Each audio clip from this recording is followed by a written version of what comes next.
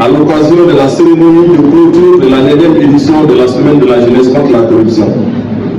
Cette semaine a été riche en échanges, en réflexions et en actions concrètes, toutes orientées vers un objectif commun, l'engagement de la jeunesse dans la lutte contre la corruption et l'enrichissement illicite.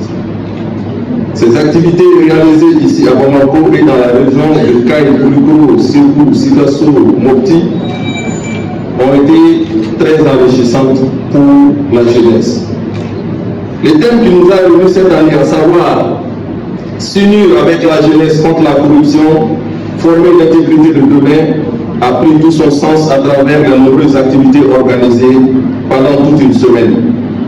Nous avons assisté à des conférences débats passionnantes, des ateliers d'échange enrichissants, des campagnes de sensibilisation percutantes et des événements culturels et sportifs mobilisants.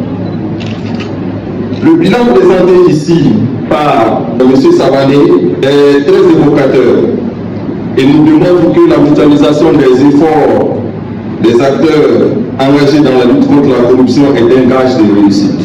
Je tiens à souligner que la réussite exceptionnelle des activités de sensibilisation et de communication est le fruit d'un partenariat fécond entre le projet LUCEC, la communauté de pratique en matière de lutte contre la corruption et l'Office central de lutte contre l'enrichissement illicite, évidemment avec le soutien des autorités et des structures qui ont été impliquées. Ensemble, nous avons su conjuguer nos efforts et nos expertises pour atteindre un large public, notamment les jeunes, et les sensibiliser aux enjeux de la corruption. Cette réussite n'aurait été possible sans le soutien indéfectible des autorités de la transition, notamment le ministère de la Justice et des Droits de l'Homme, le ministère de la Promotion de la Femme, de l'Enfant et de la Famille, le ministère de tutelle, le ministère de la Jeunesse, des Sports, de l'Instruction civique et de la Construction citoyenne, le ministère de l'Éducation nationale, pour ne citer que ceci. Leur engagement à nos côtés a été un facteur clé de succès pour cette 9e édition de la Semaine de la jeunesse contre la corruption.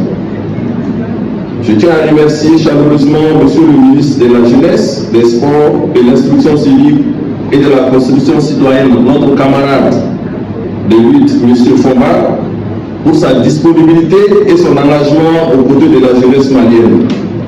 Sa présence à la cérémonie d'ouverture a donné un élan considérable à cette semaine. Et la présence de son chef de cabinet ici avec nous aujourd'hui pour la cérémonie de clôture témoigne de son intérêt constant pour la lutte contre la corruption et l'implication de la jeunesse malienne dont il a la charge de transformer en acteur résolument engagé dans la construction du Malikoa. Un Malikoa sans corruption qui se développe dans l'éthique, la justice et la paix. Je tiens également à remercier l'ambassade du Canada et à travers elle, Affaires mondiales Canada, pour leur soutien indéfectible au projet LUCEC et ses partenaires. Sans leur soutien, cet événement n'aurait pas eu lieu. Au nom de l'ambassadeur du Canada qui est en déplacement et en nom propre, je suis très heureux d'être de nouveau parmi vous aujourd'hui afin de participer à la cérémonie de clôture de la 9e édition de la Semaine de la jeunesse contre la corruption organisée par la société civile malienne, l'Office central de lutte contre l'enrichissement illicite au pays et le projet de lutte contre la corruption pour et par l'égalité des genres, l'UCEG, qui est financé, on l'a dit, par le Canada et mise en œuvre par l'École nationale de l'administration publique du Québec. Mesdames et messieurs, cette 9e édition dont le thème est s'unir avec la jeunesse contre la corruption, fonder l'intégrité de demain, a été l'occasion de confirmer la détermination des autorités maliennes avec l'accompagnement de la communauté internationale à combattre la corruption sous toutes ses formes. C'est dans ce cadre que le Canada, partenaire de développement avec le Mali depuis plus de 50 ans, encourage tous les acteurs de la lutte contre la corruption à continuer à accompagner les initiatives prises par les jeunes maliennes et les jeunes maliens soucieuses et soucieux du développement inclusif et durable au Mali. Le Canada, lors de la cérémonie de lancement de la présente édition, a souhaité que des propositions de solutions innovantes pour lutter contre la corruption émanent des réflexions et des échanges. Et à ce titre, Nous apprécions grandement l'initiative des clubs Honnêteté, Intégrité et Conseil. Cette initiative a démontré une volonté immense de mobilisation des jeunes au niveau scolaire. Cette initiative offre l'opportunité de mettre en place sur toute l'étendue du territoire malien des pépinières pour semer les graines de nouvelles générations de combattants contre la corruption et former l'intégrité de demain. Aussi, pour réduire les impacts négatifs de la corruption sur la société et atteindre les cibles prévues de développement durable, tout le dispositif a été mis en place et doit être accompagné par des campagnes de sensibilisation, de renforcement des capacités institutionnelles à tous les niveaux, de promotion de la transparence et de la mise en place de sanctions contre les actes de corruption. Les communautés de pratique en matière de lutte contre la corruption, l'OCLEI et le projet MUSEG ont consacré une semaine entière à mener des activités au profit de la jeunesse malienne. Permettez-moi donc de saluer la qualité de l'organisation de cette 9e édition de la semaine. Je saisis l'occasion pour vous remercier donc énormément pour les importantes réalisations qui ont été énumérées tout à l'heure, ainsi que les recommandations judicieuses qui sont issues de ces travaux. Mesdames et messieurs, nous formulons le vœu que la 10e édition nous permette de jeter un regard en arrière et capitaliser les leçons de la mise en œuvre de cette belle activité. Vivement la semaine de la jeunesse contre la corruption, en espace d'échange, d'apprentissage, d'interpellation et de sensibilisation pour que l'état de droit et l'engagement de tous les acteurs constituent un rempart efficace contre la corruption au Mali. L'intérêt que vous portez à la jeunesse, mais aussi votre attachement à la lutte contre la corruption, qui est l'une des principales sources de déséquilibre économique et sociaux, pour l'autre conséquence pour la paix et la stabilité dans nos pays, facteur essentiel pour le développement socio-économique du pays. Aussi, cette semaine de la jeunesse contre la corruption est l'expression éloquente de l'attachement des plusieurs autorités de la transition, en particulier le président de la transition, son excellence Absimi Goïta, à la lutte implacable et irréversible contre la corruption dans notre pays.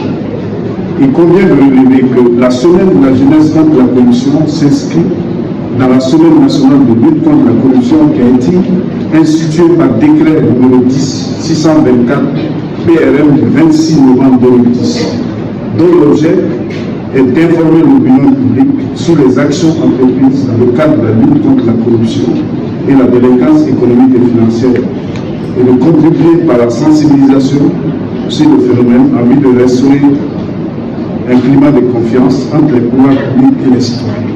Conformément aux objectifs de cette semaine de sensibilisation, il est heureux de constater la mobilisation enthousiaste de ces derniers jours à l'occasion, qui ont permis de voir avec plein d'optimisme un franc succès des activités menées tout au long de la semaine par différentes structures et organisations de jeunesse intervenant dans la lutte contre la corruption.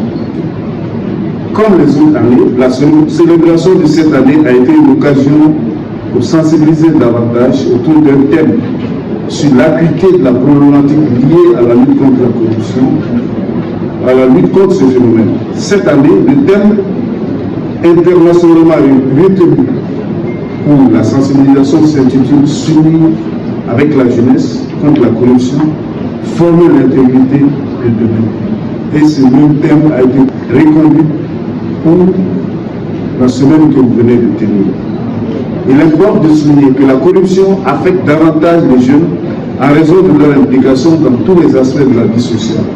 En tant qu'étudiants, militants, citoyens, travailleurs, consommateurs, éleveurs.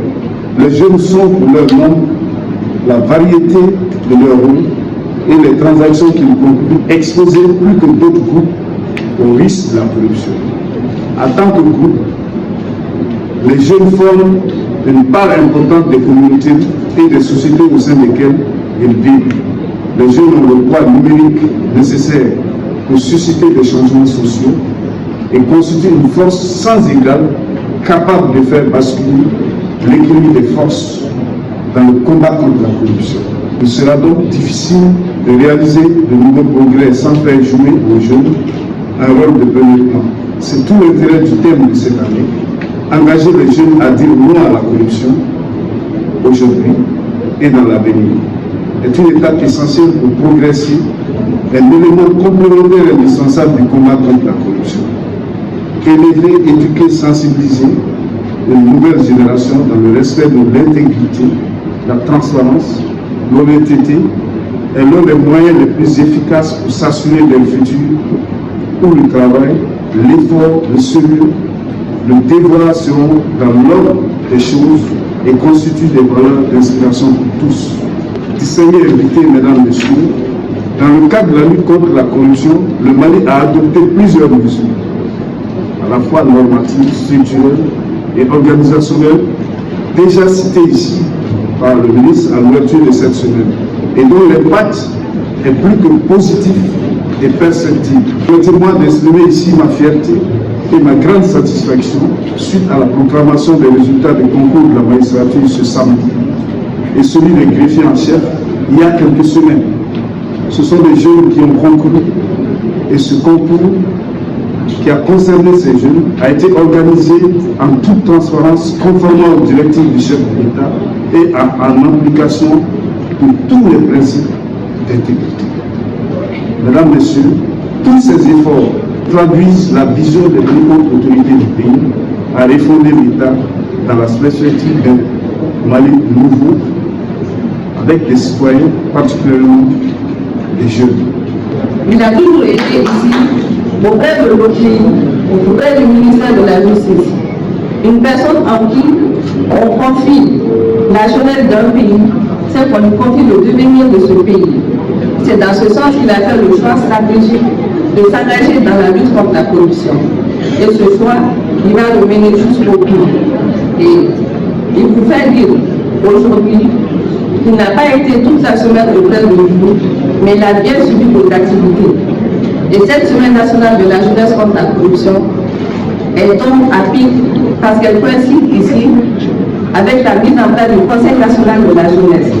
Et tous les messages, tout le plaidoyer, tout ce qu'on espère de la jeunesse va être fait à partir de cet instant de manière très structurée. Donc, il est très engagé et puis il attend que la jeunesse aujourd'hui donne des résultats. Et M. Abdou-Kassim Fomba, il espère que d'ici la 10e édition, il y aura plus de jeunes qui vont s'engager dans la lutte contre la corruption. Et nous espérons sur un Mali meilleur. C'est avec une population de plus de 70% de jeunes. Et sur ces mots, je déclare clôturer la semaine nationale de lutte contre la corruption.